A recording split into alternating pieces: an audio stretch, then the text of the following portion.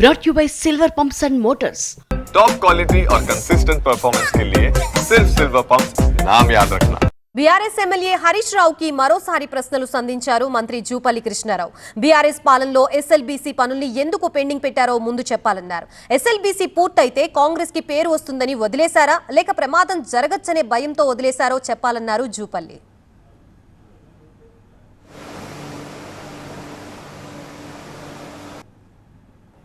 SLBC tunnel దగ్గరికి Harish Rao BRS మిత్ర బృందం కూడా 100 వాహనాల్లో యుద్ధానికి పోయినట్టుగా వచ్చిండ్రు. మరి 200 కిలోమీటర్ల టన్నలు కొత్తగా మొదలుపెట్టినవి చేయగలిగినప్పుడు కేవలం మిగిలిపోయినటువంటి 19 కిలోమీటర్ల టన్నలు ఎందుకు మీరు పూర్తి చేయలేదు అని నేను స్పష్టంగా కుండబద్దలు కొట్టినట్టుగా ప్రశ్నించిన. దానికి సొల్లు పురాణం చెప్పిండ్రు. కానీ నేను అడిగిన ప్రశ్నలో నిజామాబాద్ అని చెప్పాలి కదా, అంటే నిజాయితీ ఎందుకు తవ్వలేదు అని అడిగిన.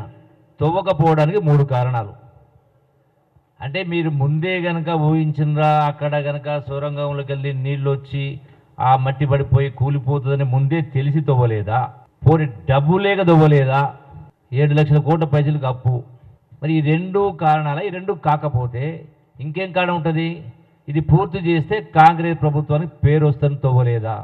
ఈ 3 కాకుండా ఇంకేమైనా కారణం ఉందా? చెప్పాలి కదా. రెండవది, ఆ యొక్క 8 మంది అందులో ఉన్నటువంటి వాళ్ళని వెతికి తీయాలన్నప్పుడు దానికోసం 40 మందో 50 మంది 100 మంది లోపలికి పోవాలి కదా. సో ఆల్ ఆపేసాడ మిషన్ లోపలికి పోయే పరిస్థితి లేదు. సపోజ్ ఆల్ ఆపేసాడు మొత్తం తీసినాం అనుకో, ఇమ్మీడియట్ తీసినాం అనుకో, మళ్ళీ అదే వరద అదే బురద మట్టి ఇంకా ఉందేమో వస్తే వీళ్ళు పోయిన వాళ్ళు లోపలికి వాళ్ళు కూడా వాళ్ళ సమాధాన పరిస్థితి వస్తుంది కదా. ఇంత స్పష్టంగా చెప్పిన తర్వాత కూడా కామన్ సెన్స్ లేకుండా మొదలై పెట్టలేదంటే అంటే నువ్వు వచ్చినప్పుడు మొదలు పెడతారా?